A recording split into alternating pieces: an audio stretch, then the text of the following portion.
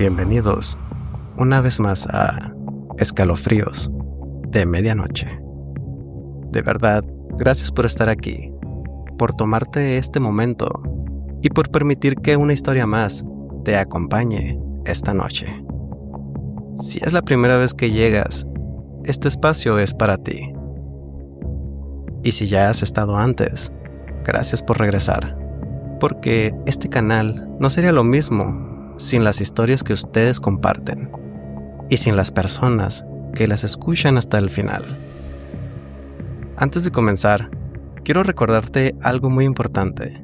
Si tienes alguna experiencia, algo que no has podido explicar, o una historia que hasta el día de hoy sigue rondando en tu mente, puedes enviarla a mi correo escalofríos12.00@gmail.com. Tu historia podría ser la siguiente en contarse aquí. Y si quieres seguir formando parte de esta comunidad, puedes encontrarnos en redes sociales como Escalofríos de Medianoche. Ahora sí, prepara el ambiente, baja un poco la luz, ponte cómodo, y si estás usando audífonos, mejor, porque lo que estás a punto de escuchar no son solo historias, son experiencias que alguien más vivió y que, de alguna forma, terminaron llegando hasta aquí. Esta noche te voy a compartir 3 relatos, pero hay uno en particular que no solo conecta 2 experiencias, sino que cambia por completo la forma en la que entiendes las otras. Esto es Escalofríos de Medianoche.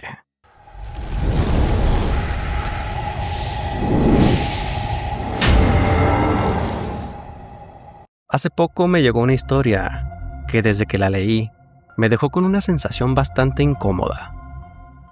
No es una historia de gritos, ni de cosas que se mueven solas. Es peor, porque habla de algo que se acerca demasiado cuando tú todavía no estás completamente despierto. La persona que me contó esto lo vivió junto a su esposa. Me dijo que, en una ocasión, su suegro les pidió un favor. Quería que se quedaran en su casa unos días para cuidarla mientras ellos se iban de viaje. Nada fuera de lo normal. Ellos aceptaron. La casa estaba sola, tranquila. De esas donde el silencio en la noche se siente más presente. Y todo ocurrió la primera noche. Estaban en la recámara, ya dormidos. Me contó que la puerta estaba entrecerrada y por debajo de los bordes entraba la luz del pasillo. En algún momento de la madrugada, algo lo despertó a él, pero no fue un golpe. Tampoco fue un ruido fuerte. Fue un sonido extraño, como un silbido, pero no normal. Una mezcla rara, muy difícil de describir. Se acomodó boca arriba y medio abrió el ojo izquierdo. Desde luego, todo lo veía borroso.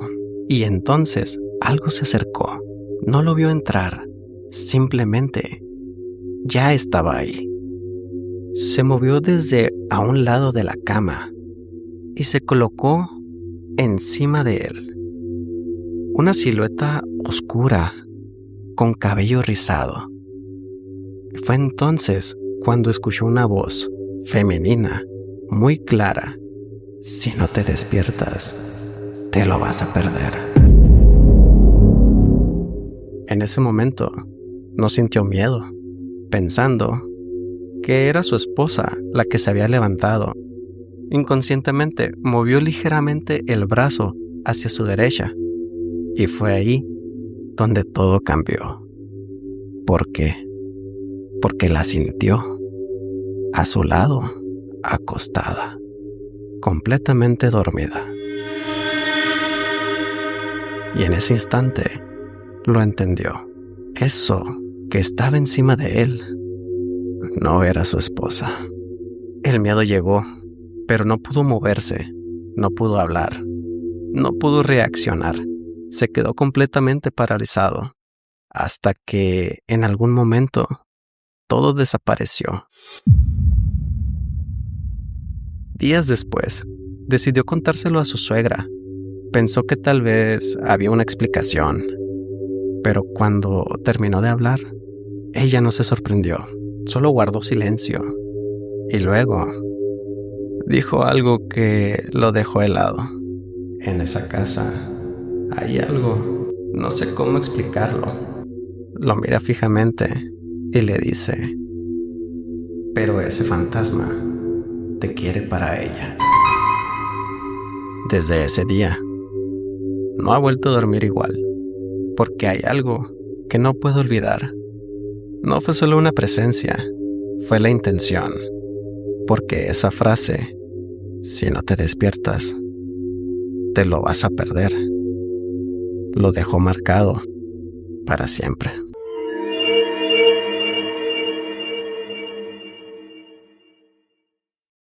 Hace poco me llegó una historia que sinceramente no he podido sacar de mi cabeza. No porque sea exagerada, no porque tenga algo violento, sino porque es de esas que podrían pasarle a cualquiera. Es más, probablemente tú ya estuviste en una situación muy parecida. Entrar a un lugar, sentarte y esperar a alguien. Estar completamente seguro de que estás solo. Pero esta persona no lo estaba. Y lo más inquietante es que ella fue la última en darse cuenta. Esto ocurrió en San Carlos, Sonora, en un restaurante mexicano bastante conocido por allá. La persona que me contó esto me dijo que ya había ido muchas veces a ese lugar, que no era algo nuevo ni desconocido.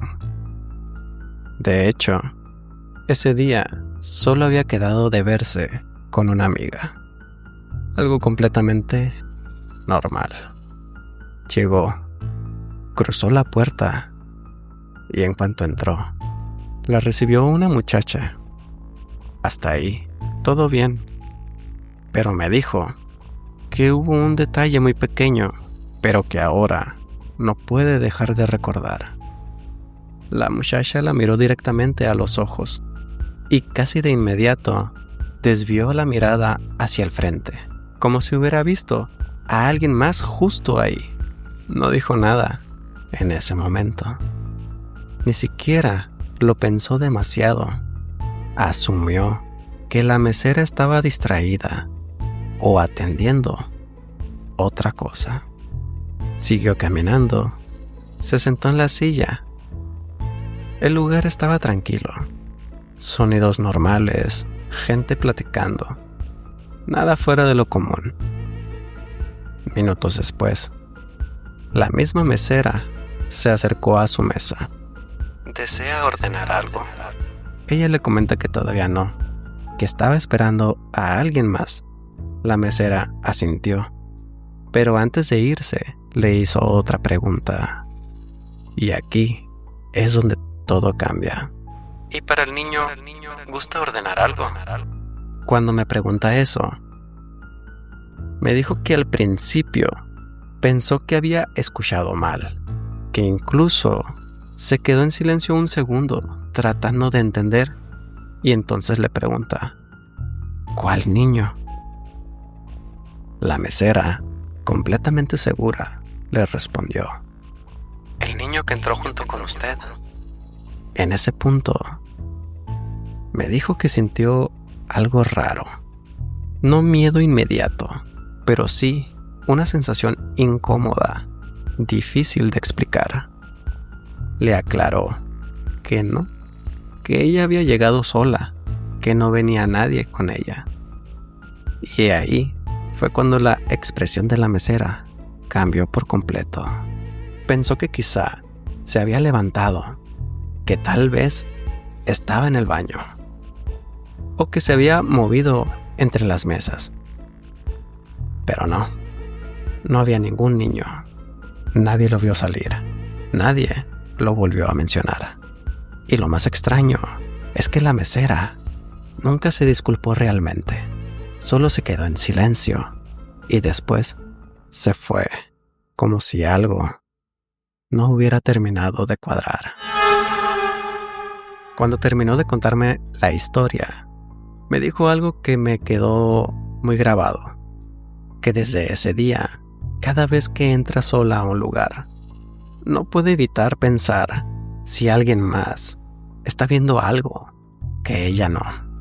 Y no sé tú, pero después de escucharla, hay una idea que ya no se va tan fácil, porque tal vez no todas las presencias necesitan ser vistas para poder estar contigo.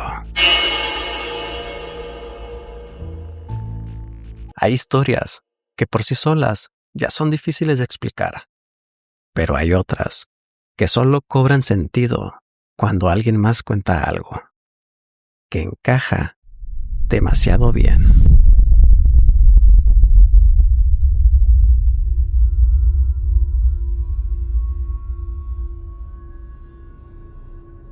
Esto no me lo mandaron. Esto me pasó a mí. Y durante mucho tiempo no le di importancia hasta que años después alguien más contó algo que lo cambió todo. Hace un tiempo estábamos reunidos entre primos.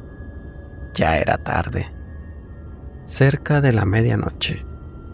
De esas pláticas que empiezan normales y poco a poco se convierten en historias raras, anécdotas, cosas que en su momento no entendimos. En algún momento salió el tema de lo paranormal y cada quien empezó a contar lo suyo hasta que me tocó hablar a mí. Les conté algo que me pasó cuando era más joven, la noche en la que falleció mi abuelo. Recuerdo perfectamente esa noche. Estaba dormido cuando de repente me desperté con una urgencia, de esas veces que tienes que levantarte rápido porque no puedes esperar para ir al baño. Me levanté, fui hacia la puerta de mi cuarto y al intentar abrirla, no se podía. La puerta estaba atorada. Era de esas de tambor, que con la humedad se hinchan. Tuve que jalarla con fuerza y al hacerlo, hizo un ruido fuerte, seco. Mi mamá dormía en la sala. Se podría decir que ese era su cuarto. Y al escuchar el ruido, se levantó y fue hacia donde yo estaba. ¿Qué pasó? Me pregunta mi mamá. Le dije que la puerta se había atorado, que no podía abrirla. Y mientras le explicaba, miré hacia atrás de ella, hacia la sala. Y ahí fue cuando lo vi, en una de las esquinas, frente a la cama donde dormía mi mamá. Había alguien de pie, con los brazos cruzados. Se podía ver que utilizaba una cachucha y lentes de aumento. Esos lentes característicos de armazón grueso que usan nuestros abuelos. Él estaba observándonos. Era una silueta oscura, semidefinida, pero lo suficientemente clara como para saber que había alguien ahí. Pero lo más extraño es que no sentí miedo. Al contrario, llegué a pensar que era mi papá, que tal vez había regresado de viaje. Así que lo vi y simplemente pensé, ahorita que salga del baño, voy y lo saludo. Fui al baño, todo normal, pero cuando salí, volteé hacia la cama y mi mamá ya estaba acostada. Lo curioso aquí es que ella estaba sola, no había nadie más. Me quedé unos segundos viendo, sin entender del todo, pero no dije nada. Simplemente regresé a mi cuarto, con esa sensación rara de que algo no cuadraba. Nunca le di mayor importancia hasta esa noche, años después, ahí con mis primos. Cuando terminé de contar mi historia, una de mis primas se quedó completamente seria, sorprendida, y me dijo: espera, ¿qué día dices que pasó esto? Y yo le respondí: el día que falleció mi abuelo. En ese momento su expresión cambió por completo. Ese mismo día me dijo: yo también vi a mi tata. Todos nos quedamos en silencio, y entonces comenzó a contar su historia. Ella vivía cerca de donde yo vivía en aquel entonces. Esa noche, en su casa, todo estaba normal, ambiente tranquilo. Pero en la madrugada, se despertó de golpe, sin razón, sin ruido, sin nada que lo explicara. Ella intentó volver a dormir, pero no pudo. Así que decidió levantarse, pensando que tal vez, si iba a tomar un vaso con agua, podría volver a conciliar el sueño. Salió de su cuarto y de reojo miró hacia la sala. Fue en ese momento que ella vio algo. Se detuvo, volteó bien, y ahí estaba, sentado en el sillón. Era nuestro abuelo. Se acercó un poco más y le preguntó: tata, ¿qué anda haciendo aquí? Él la miró con calma y le respondió: vine a despedirme, mija. Ella no entendió. ¿Cómo que despedirse? Sí, mija, es que ya me tengo que ir. Pero, ¿ir a dónde? En ese momento, se escuchó un movimiento. La puerta del cuarto se abrió. Su mamá salió en pijama y caminó hacia la sala. Al verlo, no se sorprendió. Tampoco preguntó nada. Su mamá le dijo: ahorita vengo, voy a acompañarlo. Mi prima se quedó confundida. ¿A dónde? ¿Ahorita? ¿Qué está pasando? Su mamá lo miró tranquila y le dice: no te preocupes, es necesario que lo acompañe. No tardo, tú regresa a dormir. Nuestro abuelo se levantó y juntos caminaron hacia la puerta. La abrieron y salieron en medio de la madrugada. A la mañana siguiente, mi prima le preguntó a su mamá: oye, ¿por qué te fuiste esa noche con mi tata? Su mamá la miró completamente confundida. ¿De qué me hablas? Sí, salieron juntos. Anoche. ¿No recuerdas? Su mamá guardó silencio y luego dijo: hija, precisamente quería hablar contigo, ya que ayer en la noche me avisaron que tu tata falleció. No les dije nada porque ya era noche y no quería preocuparlos. Pero eso que me estás diciendo, la miró fijamente, no tiene ningún sentido. Cuando mi prima terminó de contar eso, nadie dijo nada, porque en ese momento todo encajó. La hora, la noche, la presencia. Y entonces entendí algo que nunca había considerado: que esa silueta que yo vi esa misma noche no era alguien que estaba ahí por casualidad. Era él. Era mi tata, despidiéndose, pero no en un solo lugar, sino en dos al mismo tiempo. Y así, llegamos al final de este capítulo. 3 historias, pero una en particular que deja algo claro. A veces, las despedidas no ocurren una sola vez. A veces, alguien se toma el tiempo de ir a cada lugar, a cada persona, antes de irse. Si llegaste hasta aquí, gracias, porque no todos se quedan hasta el final. Si quieres seguir escuchando más historias como estas, suscríbete y activa las notificaciones. Y recuerda, tú también puedes formar parte de esto. Envía tu historia a escalofríos12.00@gmail.com y síguenos en nuestras redes sociales como Escalofríos de Medianoche. Nos escuchamos en el siguiente capítulo.